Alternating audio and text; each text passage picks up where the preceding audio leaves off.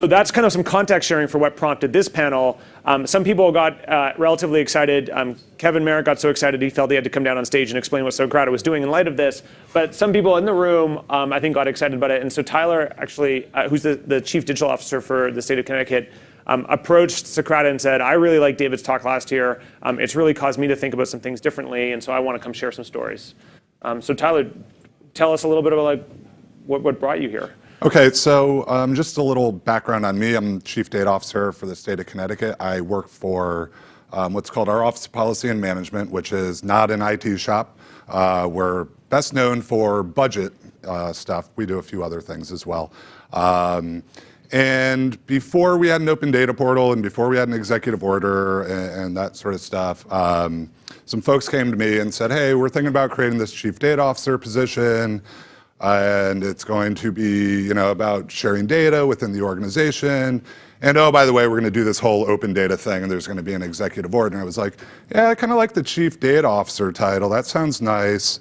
I could get into that. I was like, yeah, I don't know if I'm all that excited about the open data part of this. And it has nothing to do with not wanting to be transparent or any of that stuff, but I kind of looked around and said, we kind of do this stuff already, we just don't really do it well, right? So you can go to our Department of Education and get some spreadsheets about graduation rates, and you can go over here, and I said, well, if we're just kind of building a better mousetrap, I'm not sure I'm really that excited about what this job's going to be, but I do like the opportunity to share data sort of horizontally across our organization. So I said, all right, well, maybe I can make them both work.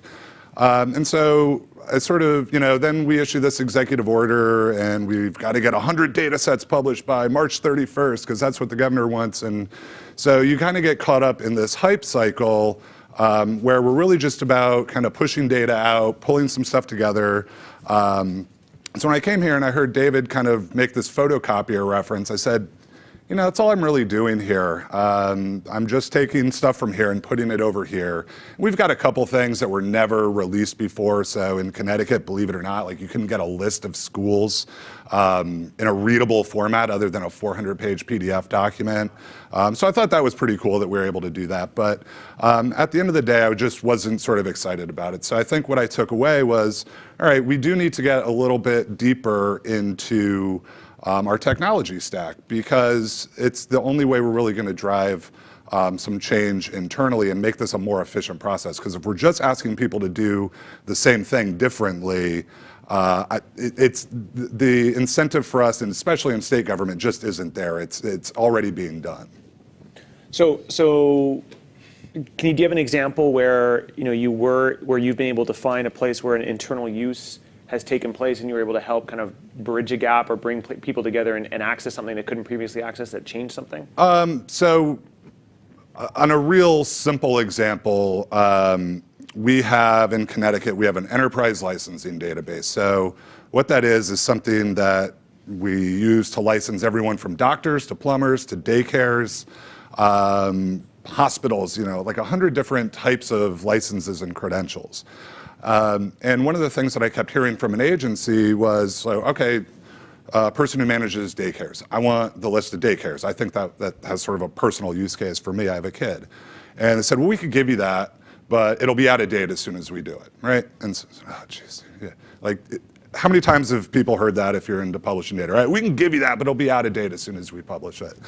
I said, okay, well, where does this live? It lives in this enterprise licensing database. So what I found out is that it has all this great stuff in here. So just as a simple example, there was a hurricane coming. We thought maybe it was going to come to Connecticut. We're doing all this stuff, and people started sending around emails like, hey, does anybody have a list of gas stations in the state? I was like, actually, we do right here in this enterprise licensing database. So I was able to just kind of say, here you go. Here's a list of gas stations. By the way, we have grocery stores, pharmacies, a bunch of stuff that people would be interested in preparing for an emergency. So that's sort of just like a real simple, thing that, quite frankly, I have a background in doing some emergency management stuff. It was like a nightmare to try to get that. Huh. I always find it interesting that, there's often this desire to listen to people who are outside of government. Yep. What does the hacker want who, may or may not actually know very much about a given service. But actually, there's often not an effort to listen internally. That example struck me as interesting because you were like, I have a background in emergency preparation, so maybe your ear was more tuned. Right. how does one become, like, how do you develop an ear for internal users? Like, do you just have to go out and pound doors, or like, what happens? Well, so and part of the approach I took too is like, let's take open data totally out of the conversation here and just have a better understanding of what the data we have is and where it lies, right? So if the conversation is totally centered around what are you willing to publish, that's a loss leader, okay? It should be what do you have and how and at what level can it become public? And so one of the things I discovered is we have some issues going on in Connecticut centered around juvenile justice, and in particular, kids that enter the juvenile justice system. Some of them enter into sort of a secure facility, some of them enter into sort of a community-based program, and we're taking like this sort of big look at what happens to these kids. And the thing I would hear over and over again is we don't know, right? So if we don't follow up with these kids at some point after release or reentry into the community, and we're not tracking something like did they get a job, did they graduate high school, the thought is that they don't know. That's totally incorrect. We actually know what happens to these kids, okay? We have data on these kids. They live in different places, right? So we know that this person might have gone into school, and we can actually tell how well they do in school. We can also tell if they enter the correctional system down the road at some point in time. We can even figure out if they're in the workforce and how much they work. We have all of this data, but the concept was, like, if I'm not tracking it, it doesn't exist, and therefore we'll never know the answers to these questions. It's super interesting. For me, there's like there's a huge opportunity, and where I kind of struggle with is like, does that mean you have to go, like, do you have to become the ultimate librarian and know every data set in the state so that whenever someone pops up, you're like, oh, actually there is a data, like, is that like the end game, or is there something better? Well, I think, I mean, that's kind of like what I am now, right? So even I'm probably, my phone's buzzing with people, hey, Tyler, do you know if we have data on this? And I'm becoming this sort of human data portal, which is fine. I mean, there's like some longevity in that, I think, more so than so, you know, I mean, I guess it goes along with the title, and somebody said that to me. But, you know, I think ultimately we're trying to get to a place where rather than having a, you know, more of like a metadata repository so that we have an understanding of these are the systems we have, these are the products we can generate from a lot of these secure systems. I mean, at the state level, there's really a very distinct line between some of our public and non-public data that creates a lot of friction, especially with sort of open data advocates in the community. Like, you know, we manage a Medicaid system that, you know, it's claims, right? These are medical claims. So that is not open data, right? I mean, no way is that ever going to be open and available. Same with education data. But at some level, we can start to make more information available for research purposes and other things like that. But that was really the sort of goal to me, is to really just kind of say, okay, we have data on Medicaid. It lives in an Oracle database, and, you know, it contains 2 billion records and it's protected by HIPAA. Over here, we have educational records. It lives in this system, and we do warehousing and we index that and we do all this stuff so that we can start to understand, okay, there's a threshold at which we can share this internally, right? So that we can make decisions for ourselves. Then there's another threshold at which it can be made publicly available. So I think it was interesting you said, like, my phone might be buzzing because people are gonna, so how do people come to know that you're that guy? Like, how did you become the guy who, like, the people just, there was this like awareness across the organization that, like, oh, if I don't know, I should call Tyler? There was a bit of that. I think, so because I was doing sort of this policy work, so what my job was like, all right, hey, we want to take a look at this, and you're kind of a smart guy, and you know how to make, you know, maps and charts and, you know, crunch all this stuff and figure it out. So, you know, can you go to this agency and this agency? We're trying to study. One thing I worked on is we don't have counties in Connecticut, which is a fun fact a lot of people don't know. So we have these things called regional planning organizations, and now they're called councils of government. We had 15 of them in a state, you know, of like 3 million people, like probably too many. And so we had to do a study to try to consolidate these and come up with what logical regions were. So, you know, we'd go around and pull data from different agencies to try to do that. So that was the type of thing that I might work on. Another fun fact is that because we used to have 8 counties and they were abolished, we could not have 8 councils of government, because That would we could have imply there was a 9, mistake. we could have 7, we could not have 8. So that was also fun. Interesting. For me, there's kind of the interesting thing to call out is like your role is less technical than it is actually about being able to link problems to two data sets and kind of being. I mean, I worry about going to this word, but actually I do feel like librarian is like an interesting word to think about in these ways. Like when you think about like a librarian in like the kind of the downtown library in your hometown, it's the kind of person you can walk to and be like, hey, I really like science fiction, or I really like romance novels. And there's like, you can kind of actually throw like these like 90,000 different genres at them and they're like, what's good? And they'll go, and maybe they know the answer. And if they don't know, well, here's the right place that we would go look. And then they'll go and look with you and they can kind of connect you to a solution. You're kind of similar. You can connect like problems to data and have ways of thinking about it. Yeah, I mean, I think we've heard this term used a bunch over the last day and a half or so, which is this is not really a technology problem and that sort of a thing. And so, no, I mean, I know enough to be dangerous with a lot of different database stuff, and I know how to get stuff out of it and make people nervous. But I kind of look at myself more like a relationship builder. So just as an example, we have this sort of advocacy group who was looking for data on the number of kids per town and whether or not they have asthma. And they kept going to our Department of Public Health saying, we want asthma data. And they kept coming back to them saying, we don't have data on the number of kids per town who have asthma. And said, well, actually they don't. But what they do have is a survey by town that's conducted at schools that tells you whether kids in those schools in that town have asthma. Right. So what you're doing is asking them the wrong question, okay? Because they don't perceive themselves to be able to answer the question or provide you with the data that you're looking for, because they can't tell you how many kids in each town have asthma. They can tell you that there's a survey that's conducted that approximates that. But this is the reality that you're kind of dealing with in government, right? Like we want to give you what you're looking for. We want to give you the right thing, but the sort of flexibility to say, well, we don't have that, but we do have this, sometimes doesn't exist. So I think one question I then have is, I'm a big believer that we need wins. Like you need to have wins for a program. You can't just go on. Like, so if you have an open data program, it can't just be sitting there not really. Sure. You can actually be doing amazing things, but if people don't feel like it's having wins, then I actually worry about its sustainability. And I'm a big believer that internal wins are actually easier to get over certainly the medium term after like the first hackathon's over. That's like your short-term win, and then like you're hooped. So have you like? And the answer doesn't have to be yes, but I'm curious. Like, have you had like you've talked some good stories, but do you have like an internal win that you feel the organization recognizes as a win? Well, I think you heard our state comptroller speak yesterday. A lot of people were here for that. We're sort of a separate groups, but their data actually resides in our repository, and then they stick the sort of Socrata apps on top of that.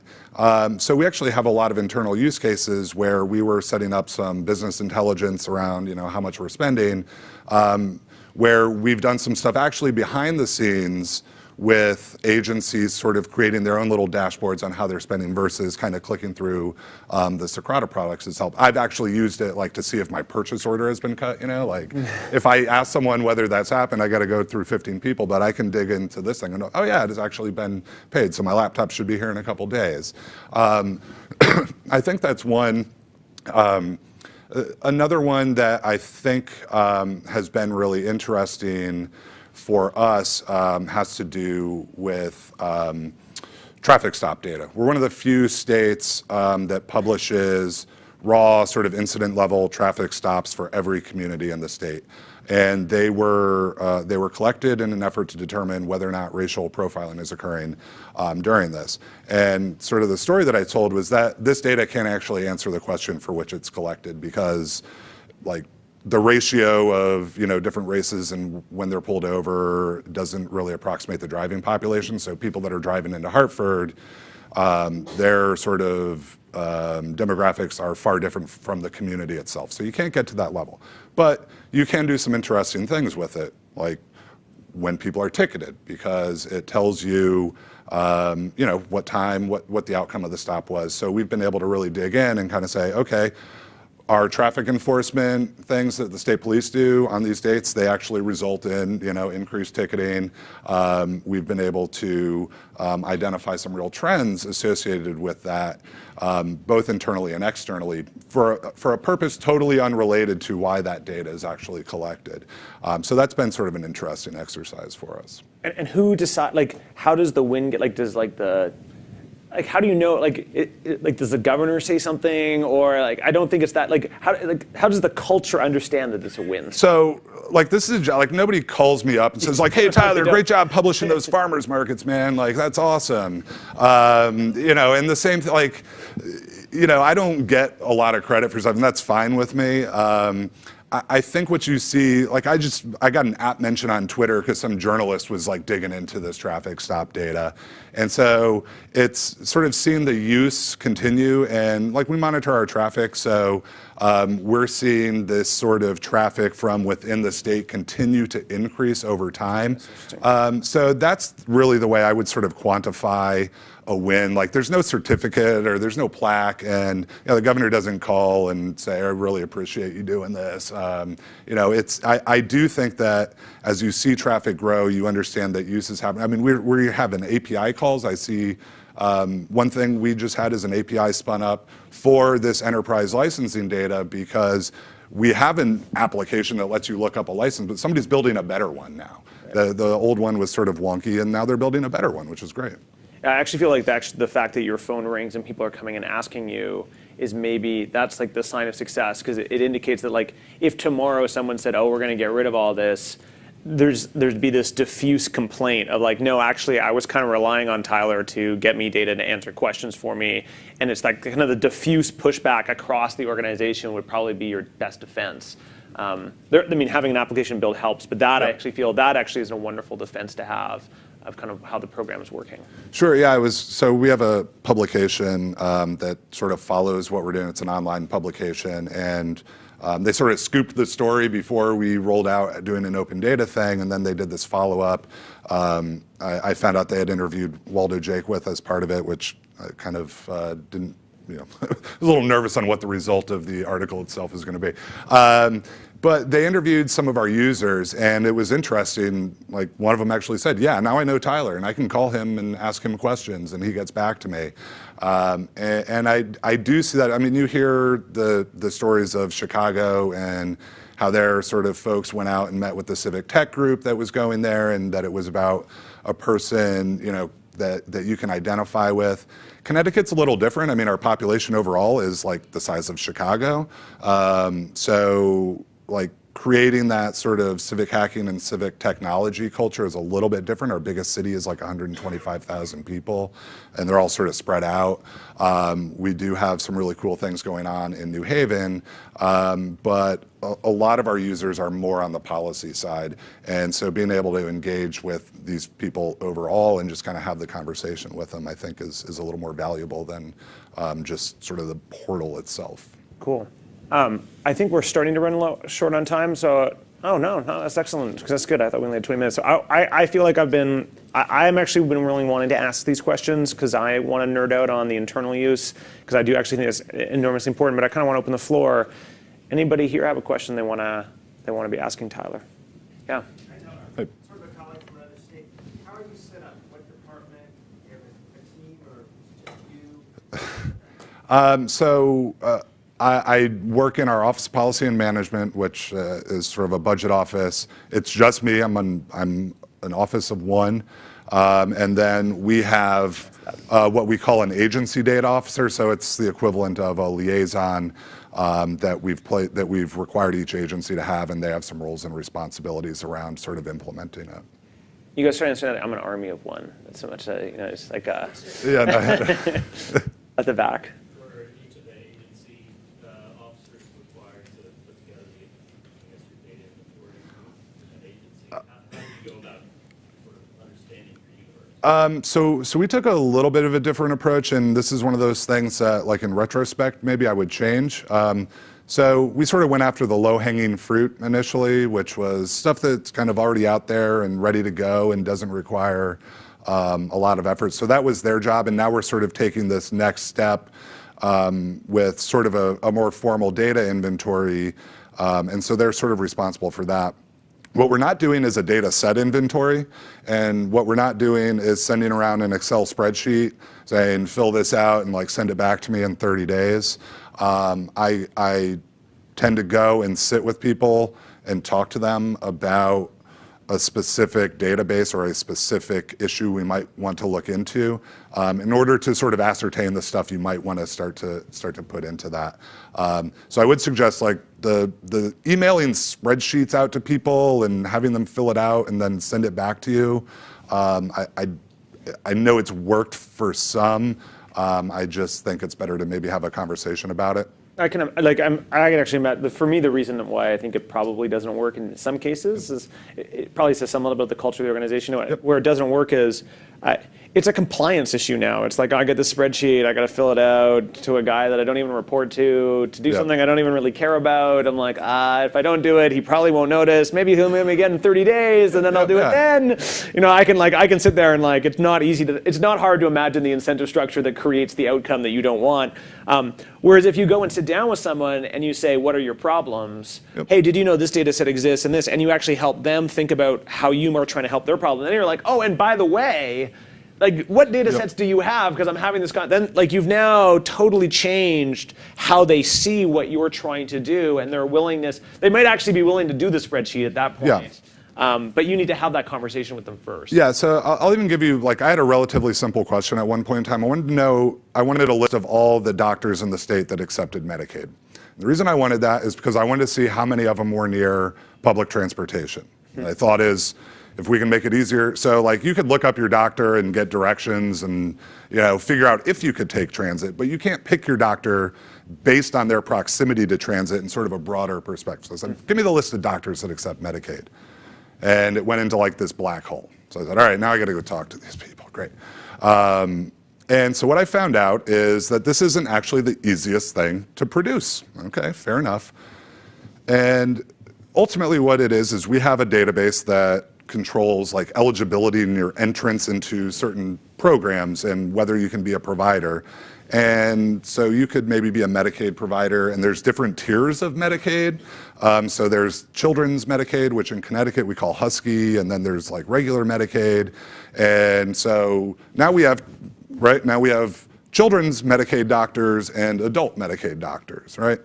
And they change constantly. So in order to sort of understand that, you have to have that conversation. It seems so simple, right? Just give me a list of the doctors. And it turns out that you have to kind of go through two things and get there. And now if you want to find out how many people receive Medicaid benefits per town and how much they do, that's an entirely different question to ask as well. So these things that seem so simple, right? Like, just tell me how much you spend on Medicaid. Well, it's not that simple because it's claims-based, and then you overpay them, and now we have a spreadsheet of like when we get reimbursed. And so, I mean, that's why you really have to have these conversations with people.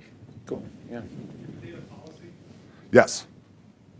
An executive order, I believe you said at the beginning. So we have an executive order, and then it says, I shall create a data policy and any other rules that I feel are necessary to implement the order. Well, the power that Yeah, flows. I know. That is like, I've yet to wield any other rules at this point, but we do have a very short open data policy. That you can amend you can amend at any time. Have you ever been in a meeting with someone and been like, I am now officially amending my policy I would say, like, to force you to give this to me right now? That's a powerful stick. I'd like to wield that, but then I don't actually have there's no penalty that I can impose upon exactly. This somebody. phantom stick is enormous. Though I do work in the budget office, so I'm like, well, I'll talk to them. Implicit threat. I like it. Implicit maybe threats not. are good. Could you talk about how you engage with departmental folks and get them to, I'm not sure to what level you're doing this, but get them to be populating the data portal for you, doing the ETL stuff or whatever you need to do to get it up there in a clean, quality manner. And talk about that, because you're, like you referred to, they're not your direct reports, so how does that whole thing work, and what successes have you had? So you could also sort of, on a parallel to diving into the data stack, you could be like parallel diving into the people stack, right? So like you've got an agency head, and then you've got some couple layers of middle management, and then you have somebody who actually like knows the data and knows all about it. And you really have to get down to that level of individual to understand, they know more about that than anybody else does. Typically what you experience in this is at the management level, it's like the loss of control or the fear of, making them look bad. Usually the staff are pretty excited about being able to do this. They'd rather do it this way. Now, then the question becomes, okay, is this in a database? Is it a spreadsheet? Is it a shapefile? If it's like a real sort of database and it's updated a lot, we'll figure out and help them automate it. We've got some tools to do that. Otherwise, we'll just say, hey, you can have an account, you can publish and do it according to our rules. Cool. Who's authorizing your data publication? In terms of? So for data that gets pushed out to the open data portal, is that being the final publication coming from departments, from you, from a third party? So it would typically, we'll let the agencies, we sort of say, here's the broad overarching goals, it's your responsibility to figure out how to do it. This agency data officer is responsible for making sure that we're not publishing, personally identifiable stuff. I can assure you at the state level, no one's clamoring to publish protected data. It's generally we're trying to say, hey, can you disaggregate this? Instead of just giving me a count by town, can you break it out by age or sex or some type of demographic level, just something a little more detailed. So our struggle hasn't been somebody really wanting to publish something they shouldn't. Jessica. You mentioned that it's important to understand what data you have and then determine the level of public access to that data. For the data that you're not releasing to the public, how are you managing and promoting increased internal data sharing, not only across agencies, but with local entities? So that's an interesting question. One of the things we did in Connecticut was actually we passed a law that authorizes my agency to enter into, basically says, we'll go to an agency, we'll request that they enter into a data sharing agreement, and they shall enter into one with us when we ask them to. And in essence, what that does is it will allow us to sort of pull data from across agencies, and then we could enter into, particularly on the sensitive side of things, we would be like a one-stop shop for a researcher or somebody looking to gain access to, let's say, de-identified record-level data under a data sharing agreement. So we did put sort of a legal structure in place for that. The technology side of that's a little bit different than what we would typically look at from an open data perspective. And plus you get into things like probabilistic matching and integration and stuff like that that's can be unwieldy as well. But we put a legal framework in place for the time being and trying to move that ball forward. Cool. Any other questions? Oh, sorry, yeah. Tagging on to her question. So within the governmental agencies that you're dealing with, you don't share the data among them? I can understand on the outside because I'm looking at it from the perspective that I have 3 different entities. I have the externals, Joe Public, then I have the internals inside of my organization, excuse me, and then I have at my department level that I can share data. So I'm trying to figure out, have you gotten to that internal part of sharing inside of agencies that can share the data? So that's the real sort of legal struggle. So if you're talking about Department of Labor wage data, only Department of Labor technically is authorized to access that unless you have some type of legal agreement in place. Excuse me. And so same thing with education data, right? If you want student level data and you want to share that, it can only be done, again, under certain terms for certain purposes. So program evaluation or whatever it is. So we're trying to get out of the business of every time I want to do this, I have to enter into a separate legal agreement, but to sort of, how can we streamline this process but still protect and comply with the law? So it's a real struggle to share meaningful, valuable data that can tell us about the outcomes of our programs within state government, at least. The technology is part to blame, but also the sort of legal structure can make it difficult as well. Tyler, how long have you been in this role? Like 2 years, maybe. I lost track after like 6 months. And you were the first person to have the role? I am, yeah. Okay. And what do you, so succession planning will happen at some point. What are you going to tell the next person? Like, what's the thing what's the number one thing or the one or two things they got to be doing? Again, I think it is primarily it's almost like a sales job. I don't know. I just talked to like Ewan or somebody. Maybe you can give me a few tips on this. I'm selling people a concept though, right? Not a product, but a concept. And so there has to be something in it for them at the end of the day. And so you have to kind of make them understand how they benefit from it. So this is sort of my sales pitch. And I sort of stole it from somebody else, but he's a smart guy and I'm sure he won't mind if I use it. So in government, we sort of embrace this concept, managing data as an asset, except it's not a traditional asset, right? So any asset, either its value is based on its availability, so the more of it that exists, the less valuable it becomes, or the more it's used, the less valuable it becomes. Like, right, your car, as soon as you drive it off the lot, it's worth less than it was. That's not true for data. I think we all understand that the more data that's available, the more valuable each individual data set is, and then in turn, the more data is used, the more valuable it is. So that makes that person, right, that person deep in that data stack, incredibly valuable, right? If they can look at it as not like I'm not giving up control, but I actually know more about this incredibly valuable asset than anybody else, right? That makes them much more valuable to the organization. So they need to kind of perceive their value in that way, not as like, you have to go through me to get it, and that's what makes me valuable to the organization. Mm-hmm. So that's the sales pitch I give people. Maybe it's working, I don't know. I think it's gonna work. Cool. Thanks so much, everybody. This was a lot of fun. How do people reach you? Twitter handles? I'm at Kleykamp. Yeah, you can follow me. I don't tweet very much. Every once in a while. Email address? Tyler.kleykamp@ct.gov. And you just Google me. There's no other, like, I'm not John Smith, right? Right. It's just, yeah, I'm on the app. Yeah. Excellent. Excellent. So, awesome. So thank you so much. Yeah, thanks a lot. Appreciate it.